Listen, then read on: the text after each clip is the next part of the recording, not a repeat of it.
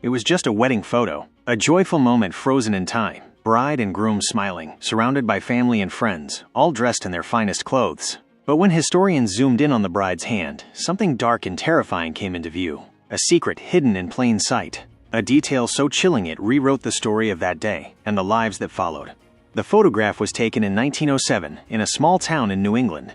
Clara and William Hartwell were the perfect couple, or so everyone thought. Clara was known for her beauty and grace, William for his steady work as a mill foreman. The wedding was the talk of the town, the kind of celebration people remembered for years. But as the years passed, the Hartwells' happiness began to unravel. Neighbors whispered about Clara's strange behavior, how she would stare at her own reflection for hours, her hand always hidden beneath long gloves. William became withdrawn, exhausted, and increasingly paranoid. Then, one cold autumn night, William disappeared. No sign of struggle, no explanation, just gone.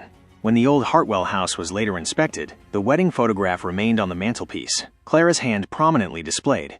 But something was off. At first glance, the photo was beautiful, typical of the era. But when a historian named Margaret Davis scanned the image in high resolution, she noticed it. Clara's left hand wasn't resting naturally. Her fingers curled tightly, almost as if clutching something invisible. Around her ring finger, faint marks appeared, scratches or scars, too precise to be accidental. Digging deeper, Margaret discovered old letters hidden in the local archive, letters written by Clara herself. In them, Clara spoke of a promise, a curse, a shadow that lived in her hand. She described a cold touch, a grip that wouldn't release. Margaret's investigation led her to the town's oldest residents. They told of an ancient ritual performed by a secretive group in the early 1900s. A ritual meant to bind a soul to another forever. But something went wrong. Instead of binding love, it bound darkness. Clara's hand became a prison for the spirit of a jealous woman who had died before the wedding, a woman who refused to let go. Margaret herself began to feel the weight of the secret. Her hands trembled while handling the photograph. She reported cold spots in her office, faint whispers when no one was around. One night, she dreamt of a hand reaching through the photo, fingers curling tightly around her wrist. The scars appeared on her own skin, as if the darkness was spreading. The wedding photo was no longer just a picture. It was a warning, a gateway. And Clara's hand, the hand that held a dark secret, was reaching for the next person. Margaret couldn't shake the feeling that something was watching her every move. Her dreams became nightmares. She saw Clara's hand reaching from the photograph, cold, pale, and twisting unnaturally. Each night the grip seemed tighter, more demanding. During the day, shadows flickered at the corners of her vision.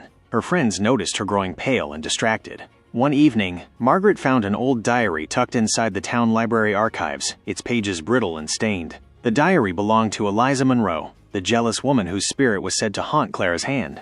Eliza was once betrothed to William, but fate tore them apart. Her anger and heartbreak twisted into something darker, something that refused to die. She cursed Clara's marriage and vowed to hold William's heart forever. According to the diary, Eliza's spirit bound itself to Clara's hand during the wedding ceremony. A ritual gone horribly wrong, sealing Eliza's soul in eternal torment. The cursed hand wasn't just a symbol, it was a prison.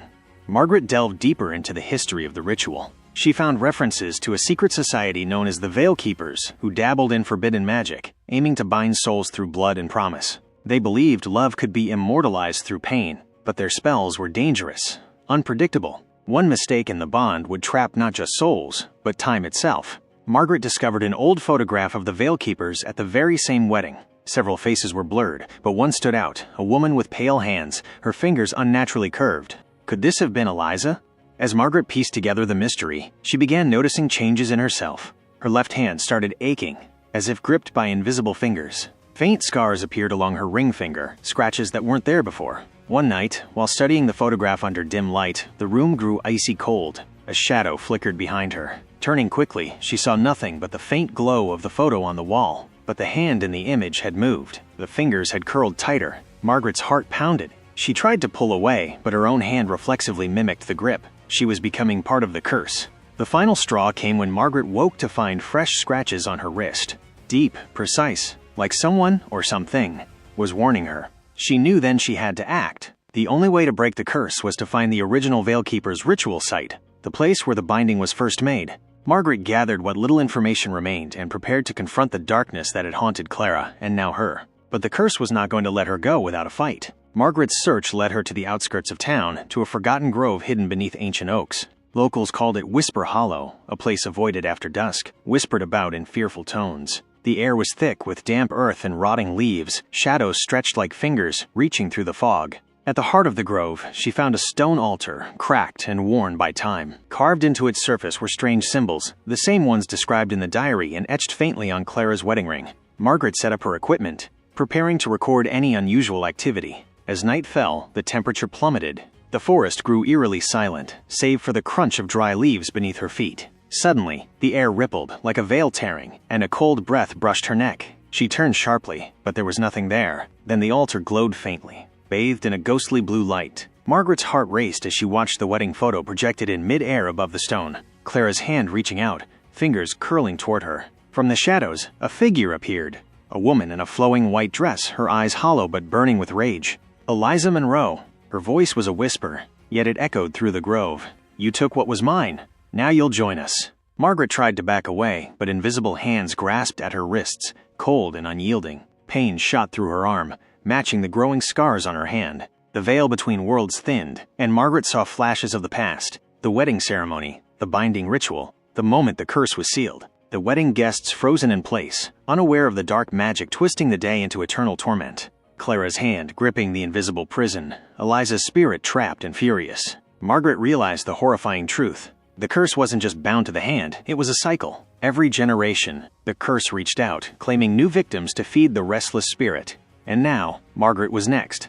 Desperate, she reached into her bag and pulled out the diary. Reciting the counter-ritual written in shaky script, she felt the grip loosen. Eliza screamed, a sound both sorrowful and furious before fading into the night.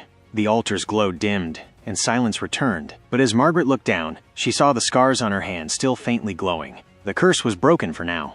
Margaret left Whisper Hollow shaken but determined. She took the wedding photo with her, planning to lock it away where no one could fall victim again. But deep down, she knew some darkness never truly dies. Some hands never fully released their grip. Though Margaret believed the curse was broken, the darkness clung to her like a second skin. The scars on her hand pulsed faintly, a constant reminder that Eliza's grip was never truly gone. She returned home, trying to bury the nightmare in her work. But strange things began happening. Mirrors in her house would fog up even when the air was dry. Reflections flickered, showing shadows where none should be. Her dreams were invaded by a cold hand gripping her wrist tighter each time. One night, while poring over the wedding photo once more, she noticed something she hadn't before. Clara's hand, the one with the cursed grip, was beginning to fade. But from the corner of the photo, a new hand emerged, pale, claw-like fingers reaching toward the viewer. Margaret realized with horror that the curse had shifted. It was no longer confined to Clara's hand. It was spreading. Friends and colleagues began to notice Margaret's health deteriorating. She spoke of voices whispering from dark corners, of cold touches in empty rooms. The scars on her wrist grew more visible, twisting into symbols she didn't understand. She sought help from a local priest versed in occult matters. He warned her that curses fueled by hatred and jealousy could only be fully broken by confronting the source, by understanding the pain that created them. Margaret returned to the town archives, seeking more of Eliza's story. She found letters revealing Eliza's tragic past, her love lost, her life stolen by betrayal, her soul twisted by grief and rage. The curse was born of pain, a desperate attempt to hold on. But in doing so, it trapped both victim and perpetrator. Determined to end the cycle, Margaret planned a final ritual. She would face Eliza's spirit, not with fear, but with compassion. At the next full moon, she returned to Whisper Hollow, carrying the wedding photo and Eliza's diary. As she began the ceremony, the air grew thick and cold. Eliza appeared, more solid this time, her eyes filled with sorrow rather than anger. Margaret spoke softly, acknowledging Eliza's pain, offering forgiveness. The tension in the air broke. Eliza's form flickered and faded, leaving behind a gentle warmth. The scars on Margaret's hand disappeared. The shadows lifted. But as Margaret walked away from the grove, she couldn't shake the feeling that somewhere, in the depths of forgotten memories, another hand was reaching out, waiting. The morning after the ritual, Margaret awoke feeling lighter than she had in months. The oppressive weight on her wrist was gone. Her scars had vanished completely. She believed the curse was finally broken. But when she reached for the wedding photo to lock it away, something caught her eye. The bride's hand, once tightly gripping nothing visible, was empty. But in the background, just barely visible through the folds of Clara's dress, a faint shadow moved. A hand, pale and claw-like, reaching out. As days passed, strange occurrences returned. Margaret's dreams were filled with cold whispers, soft yet persistent. The line between the living and the forgotten was thinner than ever. She realized the curse was not confined to a single person or place. It was a darkness that fed on pain and longing, shifting and growing with each new soul it touched. Some secrets refuse to be buried, some shadows follow forever, and some wedding photos hide a darkness you can never fully escape. Margaret decided to seal the photograph away in a secure archive, warning future generations. But deep in the quiet corners of her home, the faintest scratch echoed, and on her wrist, a delicate, almost invisible scar pulsed softly, reminding her, some hands never truly let go. If you ever come across a photograph that feels too perfect, look closely, because sometimes what's hidden in the shadows is far darker than it seems. Thank you for joining me on Forgotten Remains, where the past never truly dies. Don't forget to like, subscribe, and share if you want to explore more dark mysteries and forgotten stories. Stay safe and keep watching your shadows.